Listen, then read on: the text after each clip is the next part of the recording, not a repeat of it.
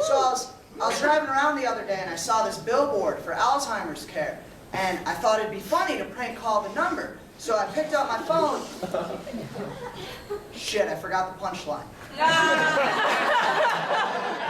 Shabu shabu, Gwinjini harotalo, Kuramiki hayo, Winjini itoya. A 1, 2, 3, Tamiya, hi! So, Easter just passed a couple weeks ago, and it's crazy to think that over 2,000 years ago, Jesus died for us. Too soon? Too soon.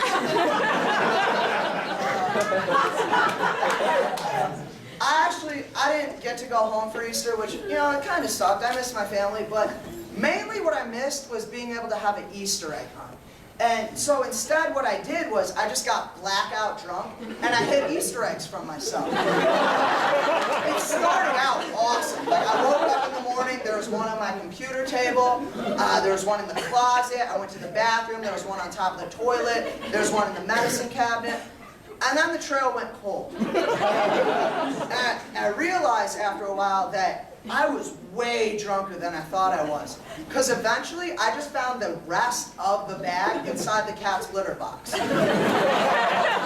I've been trying, I wish that I could recapture that moment, like, of my life, like, what went through my head. You know, that I was just in the room, like, window, closet. And what's even best is, through my blackout drunk, I didn't realize, but my roommate recorded me through this.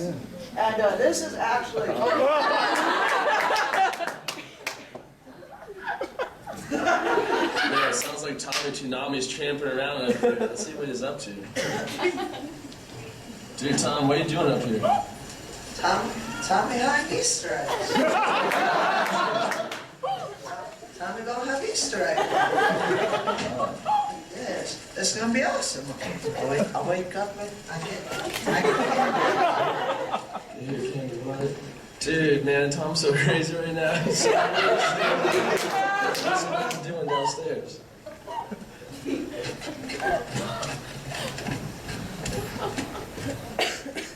Oh, yeah, where's he at? Oh, yeah, whoa, Tom, what are you doing? I got rid of all the eggs. It's stupid. It's not even. I'm the only one doing this.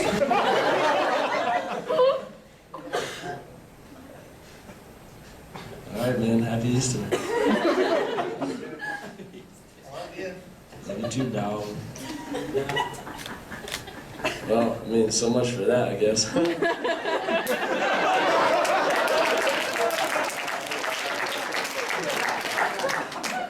Who's ready for some wordplay? So I was driving around the other day and I saw this billboard for Alzheimer's care. And I thought it'd be funny to prank call the number. So I picked up my phone. Shit, I forgot the punchline. This one actually happened recently. A school bus got into an accident with a garbage truck. And when they did the review, they found out that the driver was completely trashed.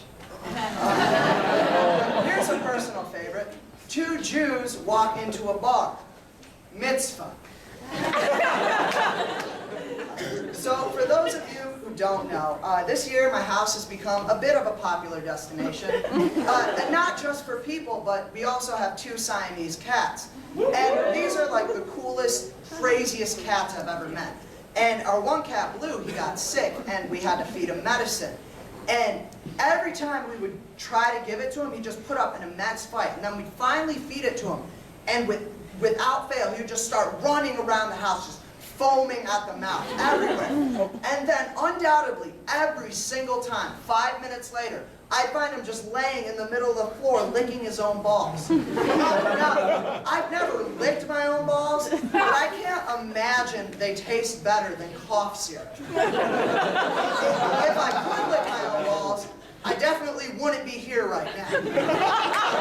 Famous, have a real life, or I'd just be at home licking my own balls. Sorry, I need to take a breather before this next section. To knock it. There's a lot of things that people say nowadays that just really irritate me on the inside. Stop number one, YOLO. But we all know it, you know, I like the phrase, you only live once, that's a motto, YOLO. And I get it, you know, you only live once, so do it, live with no regrets.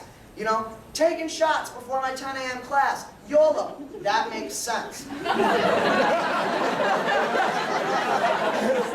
What pisses me off is when people are like, eating an everything bagel for breakfast, YOLO! And I'm just like, really? Eating an everything bagel? Because I'm pretty sure Ilt said, I live that shit every day.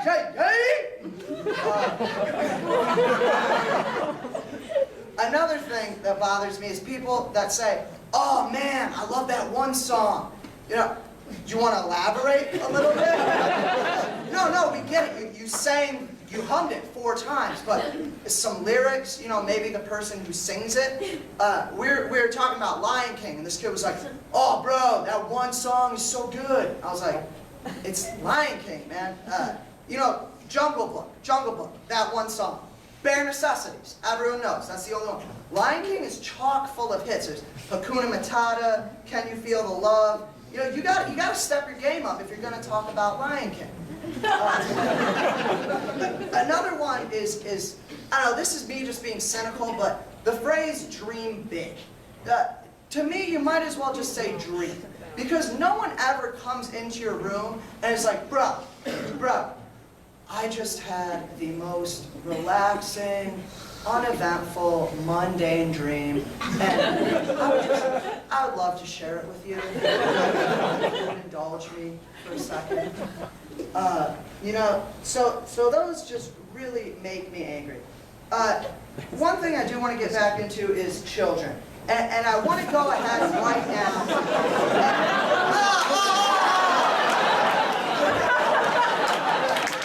Just to be clear, I did not write that song and have never had sex with a child, just to be clear. And this next part's going to make it sound even better. I just want to go ahead and kill any chance I have right now of finding a girlfriend before graduation.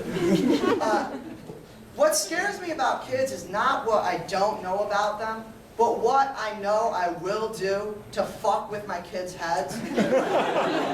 Like Christmas. When my kid is young, you know, I'm going to buy my boy everything he wants. Yes, I said boy because I plan on finding a wife who loves me and wants to keep me happy.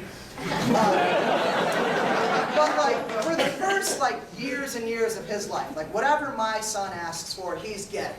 And then once he's old enough to find out Santa's not real, when he's like 11, little young, all right. So when he's like 15, and he's like, Dad, that's the voice my son's got. Dad, I know Santa's not real. Oh, dude. He's like, yeah, so I'm just gonna give you my wish list. I'm like, all right. And then I'm just gonna wait for Christmas morning. I'm not gonna buy him shit. And he's gonna come down all excited because he knows everything he asks for, he gets. And then I'm just gonna come lollygagging down the steps. Is that the same person? I'm just going to come down the steps, and he's going to be like, Dad, where are my presents? I'll just be like, huh, should probably recheck that whole Santa thing, huh? April Fool's Day, I'm not going to April Fool's my kid. That's messed up. They give them emotional scars. But when they're old enough, ooh, I'm going to get them good. Because I'm going to wait till my kid's like 23, and I'm just going to fly to wherever they are in the country. And I'm just going to take them out to a nice dinner. And I'm going to be like, son, we need to talk. And I'll be like, yeah, Dad, what's up? My son's been to college now, he lost the accent. So he's going to be like, yeah, Dad, what's up? And I'm going to be like, I need to tell you, you're adopted. And you guys are thinking, that's not even clever, he's going to know it's April Fool's. but that's where I'm going to get them. Because I'm not going to do it on April Fool's. I'm just going to wait for a random day, like August 17th, and just be like, April Fool's, motherfucker! Something I've been getting back into this year is watching a lot of the movies from my childhood. You know, Three Ninjas, Surf Ninjas, Teenage Mutant Ninja Turtles. Oh, yeah. Basically, I've been trying to become a ninja.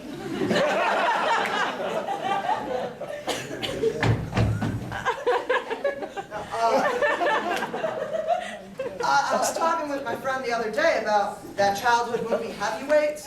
I don't know if everyone remembers it. It's about a group of fat kids who go to fat kids. And she was telling me she feels guilty because one of her guilty pleasures is just to load up on ice cream and snack food and watch that movie and laugh at the kids.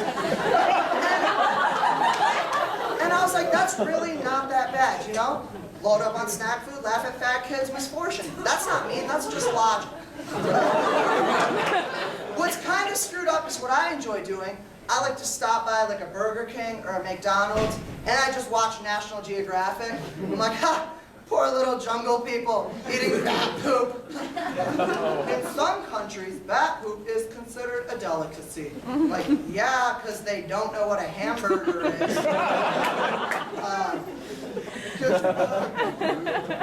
So let's just get into more proof that being a kid is a lot harder than being an adult. Let's just inspect video games. Everyone remember that childhood classic Pokemon? I wanted to be the very best, and I was. I would play that game just to see how fast I could beat it. Like, level 70 Charizard, tearing through the Elite Four, sending out my Pidgey just to get experience points so I could evolve it. These guys know what I'm talking about, they're nodding. The other day, I was like, oh my god, I want to play Pokemon, so I found my Silver. Yes, Silver, I lost my Red. For those of you unaware of what Silver version is, it's a new world of Pokemon that follows Ash through the Johto region. And Luigi is no longer an Irish plumber, he's this mythical bird. Pokemon's name is Lugia. I know, Dork, shut up. I was in Cerulean City and I was inside of this like Team Rocket's fortress. And I had to uncover this intricate set of levers to get to the boss. And so I'm going in, and I'm like beautiful mind on this. I'm like 2, 3, 3, 1, 2, 1, 3, 2. Nothing. It's just locks are going left and right, up and down. I can't advance. I spent 3 hours trying to figure this out. Eventually I gave up, and I Googled it. All I had to do was leave the room, come back, and press 2, 3, 1. 2, 3, 1? Are you kidding me? 3 hours? Oh my god, I smoke way too much. Remember, here's another one that I used to kill that I played the other day and it ruined it. Mortal Kombat. Back in the day, I used to slay Mortal Kombat. Just go in Sub-Zero, you know, finish him, I just freeze, throw him up in the air, ice spike! I played the other day. Same thing. I was throwing kicks. I got to the end. He's swaying. Finish him. I turned into Michael J. Fox at a bar fight.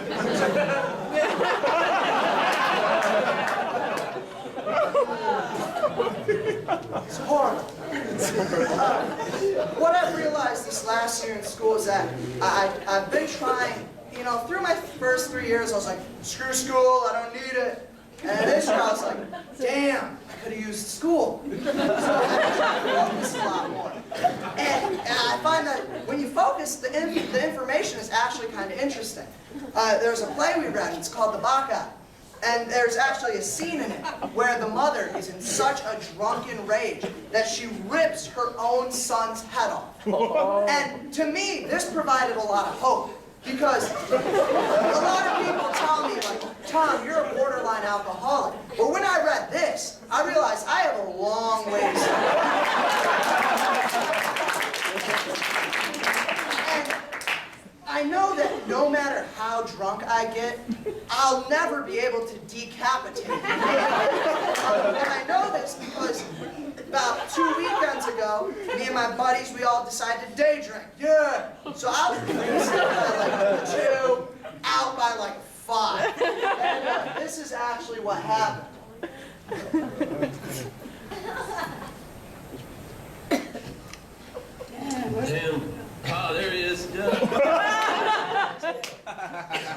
think we should do then, Steph? I think we should fuck with him. He fell Yeah. asleep. Go slap it. I was gonna hit him. You hit him. Right? Alright, you do it. Yeah, I go slap him. Here.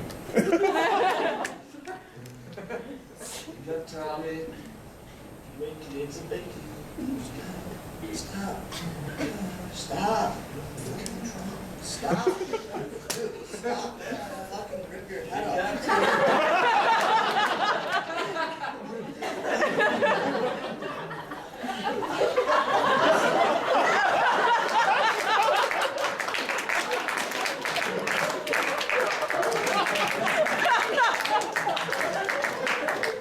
It's a good day to say the least. Before I want to close tonight, I do want to take a moment. This is probably the only venue that I'll ever have to get serious. I've realized, through my 4 years of Arcadia that life really is what you make of it. And, this school is going to piss you off. It's going to make you want to rant and rave and break shit. But if you give it a chance, you're going to meet some of the best people you'll ever meet. You're going to have some of the best times you've ever had. So, just really live every moment for what it is and just soak it all up.